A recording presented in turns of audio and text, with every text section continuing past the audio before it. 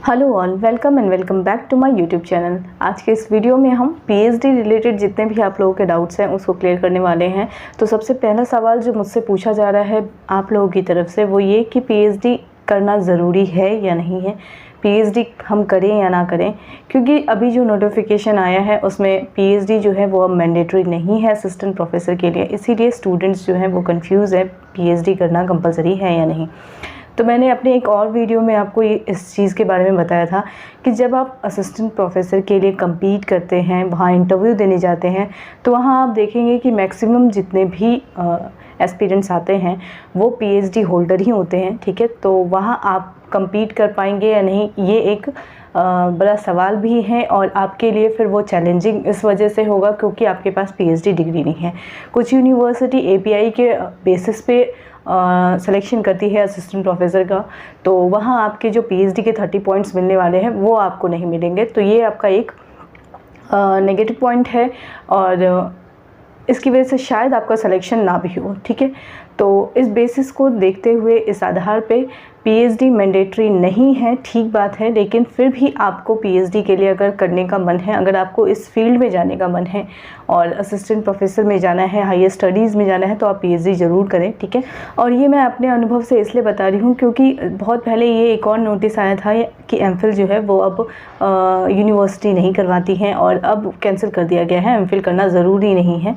तो जब मैं पीएचडी में एडमिशन ले रही थी तो वहाँ पे मैक्सिमम स्टूडेंट्स जो भी आ रहे थे पीएचडी के लिए इंटरव्यू देने के लिए, उनमें मैक्सिमम जो थे वो एमफिल वाले ही थे। अब मुझे ये बताइए कि जब सिलेक्शन प्रोसीजर होगा पीएचडी के लिए तो वहाँ एक ऐसे स्टूडेंट्स को लिया जाएगा कि जिन्होंने अभी मास्टर्स किया है, नेट किया है, जेआरएफ किया है और वो रिसर्च करना चाहते हैं, या फिर एक ऐसे स्टूडेंट को लिया जाएगा जिन्हें रिसर्च का थोड़ा बहुत क्या मैक्सिमम आइडिया है। ठीक है, कि रिसर्च होता क्या है, किस किस तरीके से इथिकल वे में आप अपनी थीसिस को बना सकते। फ्रेशर को लेने के बजाय वो एक ऐसे स्टूडेंट को प्रेफर करेंगे जिनको रिसर्च की नॉलेज हो। ठीक है, तो ये बिल्कुल वैसा ही है जैसे पीएचडी एडमिशन है असिस्टेंट प्रोफेसर के लिए भी बिल्कुल वैसा ही होगा। अगर पीएचडी क्वालिफाइड कोई एस्पिरेंट होगा जो असिस्टेंट प्रोफेसर के लिए अप्लाई कर रहे हैं तो वहाँ जो सिलेक्शन का जो चांसेस है वो पीएचडी एस्पिरेंट का ज़्यादा होगा कंपेयर टू आपके। हाँ, अगर आपके पास टीचिंग एक्सपीरियंस है तो शायद बात बन सकती है। ठीक है, अगर टीचिंग एक्सपीरियंस भी नहीं है, आप बिल्कुल फ्रेशर हैं और आपने मास्टर और नेट किया है और उसी बेसिस पे आप असिस्टेंट प्रोफेसर लगना चाहें तो वहाँ मुश्किलें हो सकती हैं। ठीक है, तो ये बिल्कुल आपके ऊपर निर्भर करता है, आप पहले इस फील्ड में जाना चाहते हैं। ठीक है, आप असिस्टेंट प्रोफेसर के लिए कहीं अप्लाई कीजिए और वहाँ जब सिलेक्शन प्रोसीजर होगा उसे देखते हुए अगर आपका सिलेक्शन हो जाता है असिस्टेंट प्रोफेसर के लिए तो आप पीएचडी मत कीजिए, और अगर लगता है कि नहीं ज़रूरी है क्योंकि आपको बाकी पीएचडी होल्डर से compete करना है तो उसके लिए फिर आपको पीएचडी करना पड़ेगा और फिर आप पीएचडी कीजिए। ठीक है, तो दोनों चॉइसेस आपके ऊपर हैं, आप पहले उस चीज़ को खुद एक्सपेरिमेंट करके देख लीजिए। ठीक है, मैं तो बस यही सजेस्ट करूँगी कि अगर आपके पास टाइम है और आपने सही टाइम पे मास्टर्स और नेट क्वालिफाई कर लिए हैं, और जेआरएफ की अभी बात नहीं कर रही हूँ क्योंकि फ़ेलोशिप वाला जो मामला है वो थोड़ा अलग हो जाता है, क्योंकि जब आपको फ़ेलोशिप मिलने लगती है तो फिर आप यही सोचते हैं कि एक पीएचडी की डिग्री बन जाए। ठीक है, क्योंकि अगर फ़ेलोशिप नहीं मिल रही है, बिना फ़ेलोशिप के पीएचडी की डिग्री लेना तो वहाँ थोड़ी प्रॉब्लम ज़्यादा है, और अगर फ़ेलोशिप है तो फिर डिग्री मिल जाए तो एक तरीके से दोनों बात बन जाती है कि आपको फाइनेंशियल कोई प्रॉब्लम नहीं होती और आपको एक डिग्री भी मिल जाती है। ठीक है, तो फ़ेलोशिप के लिए फ़ेलोशिप वाले जो बच्चे हैं उनके लिए ज़्यादा डाउट नहीं होता और कंफ्यूजिंग सिचुएशन भी उनके लिए नहीं होता क्योंकि उनका रूट क्लियर होता है कि फ़ेलोशिप मिली है तो पीएचडी में मुझे इनरोल होना है। ठीक है, लेकिन जो नेट क्वालिफाइड बच्चे होते हैं उन्हें थोड़ा इस फील्ड में कन्फ्यूज़न इसी वजह से होता है, उन्हें नहीं समझ में आता है कि पीएचडी कैसे करना ज़रूरी है या नहीं है, और इस नोटिफिकेशन की वजह से ज़्यादा कन्फ्यूज़ हो रहे हैं। तो उनके लिए यही सोल्यूशन है कि आप पहले इस तरीके से अपने आप को पहले असिस्टेंट प्रोफेसर के लिए कहीं अप्लाई कीजिए आप, और वहाँ पे आप देख लीजिए अगर आपका सिलेक्शन होता है तो ठीक है, नहीं तो आप फिर डिसीजन ले सकते हैं। अगला जो सवाल है वो पीएचडी कहाँ से करें इसको लेकर है, और मैं बार बार यही कहती हूँ कि जब आप किसी स्टेट में रह रहे हैं तो आप अपनी प्रायोरिटी लिस्ट देखिए। ठीक है, क्योंकि आपकी सिचुएशन हम लोग नहीं समझ पाएंगे। ठीक है, और उसके लिए ज़रूरी है आप पहले अपनी फाइनेंशियल कंडीशन देखिए।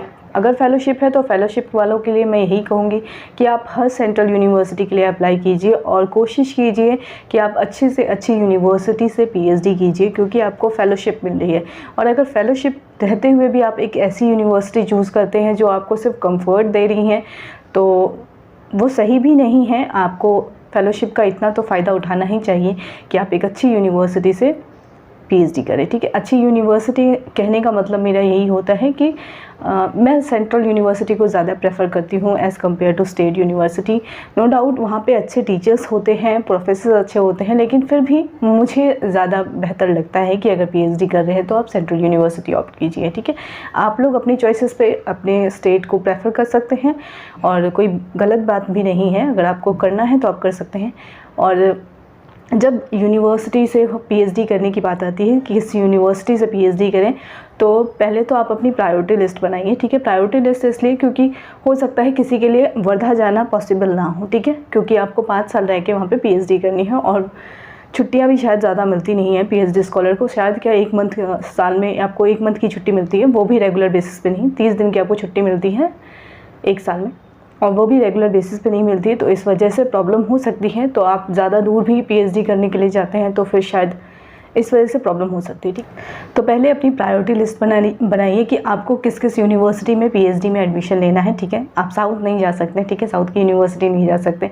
आप अपने एरिया के हिसाब से अपने आसपास के देख लीजिए। और दिल्ली तो मैं सभी स्टूडेंट के लिए कहती हूँ कि दिल्ली आप अपनी प्रायोरिटी लिस्ट में ज़रूर रखें, ठीक है। DU, JNU, BHU ये तो टॉप मोस्ट यूनिवर्सिटी है और आपको इसके लिए अप्लाई करना ही चाहिए। एक बार सिर्फ इस सेंस के लिए भी कर लीजिए कि आपका एक वहाँ टेस्ट हो जाता है अगर आप अपने प्रपोज़ल को लेकर जाते हैं, ठीक है।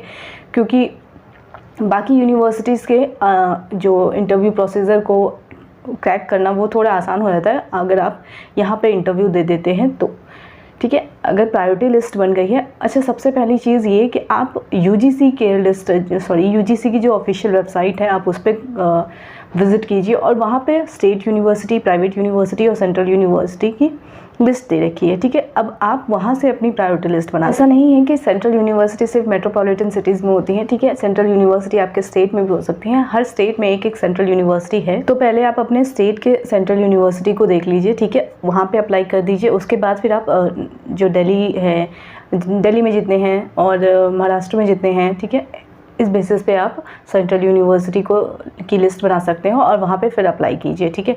और स्टेट यूनिवर्सिटी में आप अपने ही स्टेट का अप्लाई करेंगे क्योंकि बाकी का तो मुझे इतना आइडिया नहीं है कि क्या है कैसा है सीन।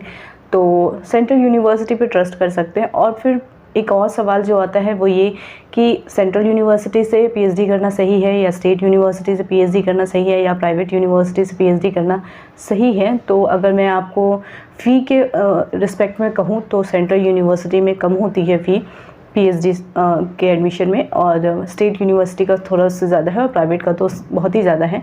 तो प्राइवेट के लिए तो मैं ऑप्ट नहीं ही करने के लिए कहूँगी, ठीक है, क्योंकि अमाउंट ज़्यादा है, मुझे ऐसा लगता है, ठीक है। जो चीज़ कम अमाउंट में आपको अच्छी डिग्री मिल सकती है अच्छी यूनिवर्सिटी से, वहाँ आप प्राइवेट को ऑप्ट करते हैं और अपना मैक्सिमम जो पैसा है वो उनको देते हैं। तो उससे बेहतर है आप एक सेंट्रल यूनिवर्सिटी ऑप्ट कीजिए और अपनी पीएचडी अच्छे से वहीं कीजिए, ठीक है। और प्रोफेसर्स जो होते हैं वो सभी जगह अच्छे होते हैं, ठीक है। स्टेट यूनिवर्सिटी में अच्छे होते हैं, प्राइवेट में भी अच्छे होते हैं और सेंट्रल में भी अच्छे होते हैं। बस आपके ऊपर है कि आप क्या चाहते हैं और आपको क्या अच्छा लगता है, इस बेसिस पे होता है काम। और पीएचडी आपकी मेहनत पे डिपेंड करता है, आप जितनी मेहनत करेंगे। ऐसा नहीं है कि सेंट्रल यूनिवर्सिटी में चले गए तो प्रोफेसर आपकी मेहनत करेंगे, ठीक है, आपका काम कर देंगे, तो ऐसा नहीं होता है। काम तो आप ही को करना होगा। तो मैं पर्सनली आपको सेंट्रल रिकमेंड करूँगी और मैंने भी खुद सेंट्रल लिया तो इसी वजह से कह रही हूँ। आप लोगों के ऊपर है, चॉइसेस हैं, आप स्टेट से भी कर सकते हैं, प्राइवेट से भी कर सकते हैं, कोई दिक्कत वाली बात नहीं। बस सिर्फ अमाउंट का जो है वो एडमिशन के चार्जेस जो हैं वो ज़्यादा हैं जैसे जैसे आप central to state, state to private visit करेंगे, ठीक है। तो एक तो ये सवाल रह गया, ठीक है। आप यूजीसी केयर लिस्ट में देखेंगे और एफिलिएटेड जो यूजीसी से हो उन्हीं यूनिवर्सिटीज़ में आप एडमिशन लीजिए, ठीक है। प्राइवेट में भी बहुत सारी यूनिवर्सिटीज़ ओपन हो चुकी हैं, तो जो यूजीसी एफिलिएटेड है उन्हीं यूनिवर्सिटी में आप पीएचडी कीजिए। और एक और चीज़ होती है कि यूनिवर्सिटी में जब आप अप्लाई करते हैं तो वहाँ पे यूनिवर्सिटी के अंडर जो कॉलेजेस होते हैं वहाँ से भी पीएचडी होती है, ठीक है। तो आपका यहाँ पे ये एक प्लस पॉइंट भी कह सकते हैं। अगर आप किसी यूनिवर्सिटी के लिए अप्लाई करते हैं तो मेन कैंपस और कॉलेज, एफिलिएटेड कॉलेज, ठीक है, तो आपको वहाँ के प्रोफेसर असाइन किए जाते हैं, तो उससे कोई फ़र्क नहीं पड़ता, ठीक है। क्योंकि डीयू में अगर आप देखेंगे तो मेन कैंपस बहुत कम लोगों को मिल पाता है, मैक्सिमम जो है वो एफिलिएटेड कॉलेज में ही जाते हैं। तो उसमें कोई बड़ी बात तो है नहीं, ठीक है, क्योंकि आपको प्रोफेसर्स गाइड करेंगे। हाँ, थोड़ा ये हो जाता है, जैसे इग्नू में है तो इग्नू का अपना एक मेन कैंपस है और यहाँ पे कुछ ही स्टूडेंट्स को एडमिशन मिलता है और ज़्यादा सीट्स नहीं निकलती हैं पीएचडी के लिए। तो यहाँ पे जो है वो मेन कैंपस, मेन यूनिवर्सिटी से ही सबको पीएचडी कराया जाता है। ये नहीं कि रीजनल सेंटर भेज दिया गया, तो ऐसा नहीं होता, मेन कैंपस यूनिवर्सिटी में होता है। इसमें सिर्फ ये एक फ़ायदा होता है कि आप ना बाकी प्रोफेसर्स जो हैं उनसे भी अपनी बात कर सकते हैं, उनसे भी अपने टॉपिक के बारे में डिस्कशन कर सकते हैं। यहाँ पे बस एक यही फ़ायदा होता है मेन कैंपस से। तो जब आप मेन कैंपस में रहते हैं तो चीज़ें आपको ज़्यादा अच्छे से मालूम होती है, ठीक है, कैसा इंफ्रास्ट्रक्चर है, क्या क्या चीज़ें आपको वहाँ से प्रोवाइड हो सकती हैं, ठीक है, आप कितना बेनिफिट उठा सकते हैं, तो वो मेन कैंपस वालों को ज़्यादा बेनिफिट होता है। हाँ, एफिलिएटेड वालों को ज़्यादा कुछ नहीं पता होता है, तो कोशिश कीजिए मेन कैंपस अगर मिलता है तो मेन कैंपस में ही एडमिशन लीजिए। और बाकी यही है कि आप जब भी किसी भी यूनिवर्सिटी को ऑप्ट कर रहे हो तो वो यूजीसी एफिलिएटेड हो, क्योंकि जब फेलोशिप वाला मामला आएगा ना तो वो एफिलिएटेड जो यूजीसी से होंगे उन्हें ही फेलोशिप दिया जाएगा, उन्हीं यूनिवर्सिटी के स्कॉलर्स को फेलोशिप मिलता है, ठीक है। तो अगर आप नेट नॉन नेट जो भी हैं, यूजीसी, जेआरएफ है और एनएफओबीसी हैं, एनएफएससी हैं, तो सभी को तभी फेलोशिप मिलती है अगर आप एडमिशन किसी यूजीसी एफिलिएटेड यूनिवर्सिटी में लेते हैं, ठीक है। तो वेबसाइट पे जाके आप वहाँ के लिस्ट को देख सकते हैं, ठीक है, सेंट्रल यूनिवर्सिटी की लिस्ट देख सकते हैं, प्राइवेट की भी देख सकते हैं और स्टेट की भी देख सकते हैं। अपने स्टेट के सेंट्रल यूनिवर्सिटी को भी देख सकते हैं, ठीक है। हर एक स्टेट के सेक्शन में वो बटा हुआ है और बहुत अच्छा जो लिस्ट वो प्रिपेयर किया गया है वो बहुत अच्छी तरीके से प्रिपेयर किया गया है। तो क्योंकि जब हम अपनी प्रायोरिटी देते हैं तो हम सबसे पहले स्टार्ट अपने स्टेट से करते हैं, तो अपने स्टेट के सेंट्रल को आप पहले ऑप्ट कीजिए, फिर उसके बाद फिर DU, JNU, BHU तो वो है ही, और रखिए ही आप लोग अपनी इस प्रायोरिटी लिस्ट में। सभी लर्नर्स के लिए ही है सजेशन कि आप DU, JNU और BHU, ठीक है, ये मस्ट है, ये 3 यूनिवर्सिटी आप ज़रूर ऑप्ट कीजिए। और अगर साइंस फैकल्टी के हैं तो वो तो IITs के लिए ऑप्ट करेंगे ही। अगला जो सवाल है वो पीएचडी किस तरह करें, फुल टाइम पीएचडी करें या पार्ट टाइम पीएचडी करें। तो अगर आप फेलोशिप होल्डर हैं तब तो आपको फुल टाइम पीएचडी ही करनी पड़ेगी। और अगर आपको ऐसा लगता है कि कुछ ऐसे स्कॉलर होते हैं जो JRF होते हैं लेकिन फिर भी वो JRF अवेल नहीं कराते हैं और वो किसी और यूनिवर्सिटी में पढ़ाकर पीएचडी करते हैं साथ साथ, वो फुल टाइम पीएचडी स्कॉलर ही होते हैं लेकिन JRF वो अवेल नहीं कराते, ठीक है। अभी बात यहाँ पे आती है पार्ट टाइम और फुल टाइम पीएचडी के लिए, ठीक है। तो आपको यूनिवर्सिटी की लिस्ट चेक करनी होगी। जब भी नोटिफिकेशन आएगा आपको ये चीज़ ज़रूर देखनी है कि उसमें पार्ट टाइम पीएचडी ऑफ़र किया गया है या नहीं, क्योंकि जितने भी क्वेश्चन अभी मुझसे ये पूछे जा रहे हैं वो सभी वैसे ही लर्नर हैं जो कहीं पढ़ा रहे हैं, ठीक है, TGT बेसिस पे, PGT बेसिस पे, ठीक है, या एडहॉक बेसिस पे पढ़ा रहे हैं, ठीक है। तो उनके साथ प्रॉब्लम ये हो रही है कि वो पीएचडी करना चाहते हैं, पार्ट टाइम पीएचडी करना चाहते हैं, अपनी जॉब भी नहीं छोड़ना चाहते हैं और अच्छी यूनिवर्सिटी से भी करना चाहते हैं। तो इग्नू तो ऑप्शन में आपके हैं ही, पार्ट टाइम पीएचडी ऑफ़र करती है इग्नू। बाकी अदर यूनिवर्सिटी का जब नोटिफिकेशन निकले तो आप ये चीज़ ज़रूर देख लीजिए वहाँ पे है या नहीं, क्योंकि जब आप कभी ऐसा होता है, एक केस एक लर्नर के साथ हुआ था कि उन्होंने नोटिफिकेशन देखा था, नोटिफिकेशन में पार्ट टाइम पीएचडी ऑफ़र किया गया था, लेकिन जब उन्होंने अप्लाई किया और उसके बाद फिर जब सारे प्रोसीजर हो गए उनके, तो बाद में इनसे ये कहा गया कि ये जो पीएचडी है वो फुल टाइम पीएचडी के लिए थी, ठीक है। तो यहाँ पे गलती स्कॉलर की नहीं थी, यूनिवर्सिटी की थी। उनको इस तरीके से एडवर्टीज़मेंट नहीं निकालनी थी। अगर फुल टाइम पीएचडी ही करवानी है तो पार्ट टाइम पीएचडी के लिए मत करवाइए, क्योंकि बहुत सारे ऐसे स्टूडेंट होते हैं जिनको अपनी जॉब नहीं छोड़नी है और उन्हें पीएचडी में भी इंटरेस्ट है, रिसर्च में इंटरेस्ट है। तो ऐसे केसेस में आप एक बार कंफर्म भी ज़रूर कर लीजिएगा, ठीक है। अगर एडवर्टीज़मेंट निकलती भी है तो भी आप कंफर्म कर लीजिएगा, हो सकता है कि बाद में आप इस सिचुएशन में फंस सकते हैं।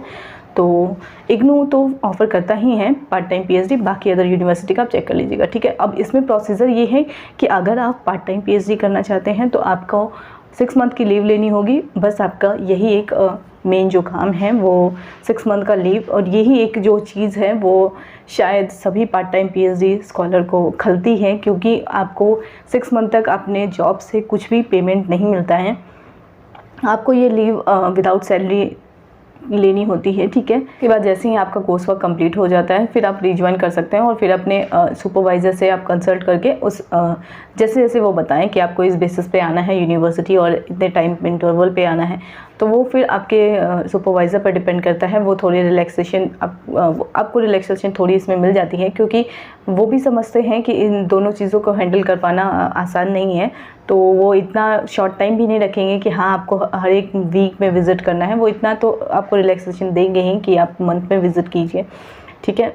ये मैं इतना मानती हूँ। अब वो किस तरीके से करते हैं या आपके सुपरवाइज़र पर डिपेंड करेगा, ठीक है। अभी बात करते हैं जिनको फुल टाइम पीएचडी करनी है, ठीक है। पार्ट टाइम पीएचडी वालों को तो हो गया। फुल टाइम पीएचडी वाले में भी दो तरीके के स्टूडेंट होते हैं, एक फेलोशिप होल्डर वाले और एक नॉन नेट, ठीक है, जिनका मतलब फेलोशिप नहीं है, नेट है सिर्फ, ठीक है। तो नॉन फेलोशिप वाले, जो फेलोशिप वाले लर्नर्स हैं, उनमें भी दो कैटेगरी है, ठीक है। फेलोशिप में भी दो स्टूडेंट होते हैं, ठीक है। एक जिनके ऊपर फैमिली प्रेशर होता है, एक जिनको फैमिली प्रेशर नहीं होता, ठीक है।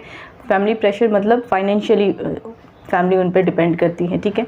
जब फाइनेंशियली फैमिली आपके ऊपर डिपेंड करती है तो जेआरएफ का जो अमाउंट है ना रिसर्च करने के लिए, वो फैमिली के पर्सपेक्टिव में कम है, ठीक है। अगर आप एक फैमिली को भी देख रहे हैं तो उस सिचुएशन में वो कम है, ठीक है।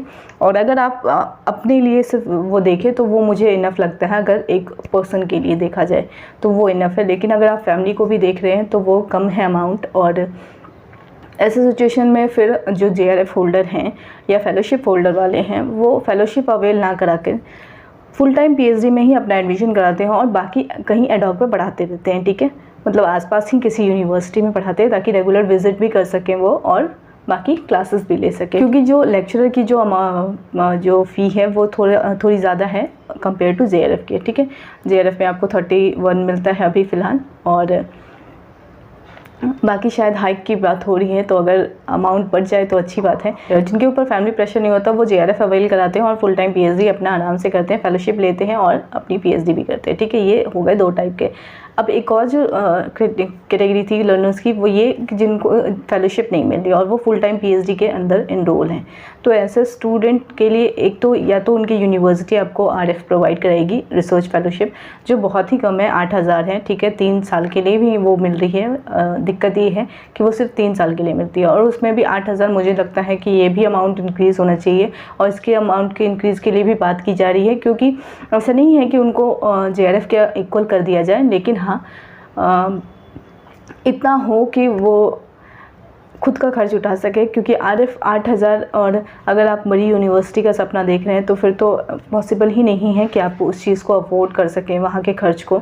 तो इसके लिए 8,000 है, ठीक है। तो वो शायद अगर बढ़ जाए तो फिर आप लोगों को भी सहूलियत होगी। अगर आपको अमाउंट नहीं मिलता है, ठीक है, अगर आपको लगता है कि ये कम है, तो आप लोग प्लीज़ ट्राई कीजिए किसी भी यूनिवर्सिटी में लेक्चरर लगने की, ठीक है। उसके लिए एक्सपीरियंस और एपीआई को ज़रूर स्ट्रॉन्ग करना स्टार्ट कर दीजिए आप लोग, क्योंकि जब फेलोशिप नहीं मिलती है और रिसर्च भी करना है तो दो तरीके का प्रेशर होता है, और उसके ऊपर अगर फैमिली का प्रेशर आ जाए तो वो ज़्यादा हेक्टिक हो जाता है तीनों चीज़ों को मैनेज करना। तो कोशिश कीजिए अपने एपीआई को स्ट्रॉन्ग अभी से करना, और पीएचडी में जब इनरोल लेते हैं तो अगर फेलोशिप नहीं मिलती है या फेलोशिप कम है तो आप लेक्चरर बेसिस पे पढ़ा सकते हैं, ठीक है। वो शायद पर क्लासेस के हिसाब से लगती हैं, ठीक है। वो डिपेंड है आप किस पोस्ट के लिए अप्लाई कर रहे हैं, ठीक है। अगर पर डे लेक्चर के हिसाब से होगा तो उसका अमाउंट अलग है, एडहॉक का अलग है। तो इसी हिसाब से काम कीजिएगा अगर आपको फेलोशिप नहीं मिल रही है तो, ठीक है। बस बाकी सारे क्वेश्चन तो बस इसी से रिलेटेड थे कि पीएचडी करें या नहीं करें। तो पहला जो क्वेश्चन था वो पीएचडी करें या नहीं करें को लेकर था, क्योंकि पीएचडी अब मैंडेटरी नहीं है असिस्टेंट प्रोफेसर के लिए, तो इसकी वजह से स्टूडेंट कन्फ्यूज़ हैं। और सॉल्यूशन मैंने वही दिए हैं, आप लोग एक पहले एक्सपेरिमेंट करके देख लीजिए, जो आप लोगों को ठीक लगे फिर वही काम कीजिएगा आप लोग, क्योंकि पीएचडी 30 पॉइंट है। अगर आप किसी अच्छी यूनिवर्सिटी में असिस्टेंट प्रोफेसर के लिए लगना चाहेंगे, वहाँ एपीआई का क्राइटेरिया होगा और एपीआई में 30 पॉइंट बहुत मायने रखते हैं अगर आप पीएचडी नहीं करते हैं तो। दूसरा जो सवाल था वो कहाँ से करें, तो मैंने कहा यूजीसी वेबसाइट पर आप लोग विज़िट कीजिए, वहाँ पे सेंट्रल, स्टेट और प्राइवेट यूनिवर्सिटी की लिस्ट है, उन्हें विज़िट कीजिए और यूजीसी एफिलिएटेड यूनिवर्सिटी में ही एडमिशन लीजिए। क्योंकि अगर आपको फेलोशिप बाद में चाहिए होती है या फिर बाद में जेआरएफ आपका अवेल हो जाता है या क्रैक हो जाता है, तो वैसे सिचुएशन में अगर आप एफिलिएटेड यूनिवर्सिटी से पीएचडी नहीं करेंगे तो आपको फेलोशिप मिलेगी ही नहीं, चाहे आप जेआरएफ हो चाहे कुछ भी हो। तो कोशिश कीजिए यूजीसी एफिलिएटेड में ही लेने की, ठीक है, फेलोशिप हो या ना हो, ठीक है।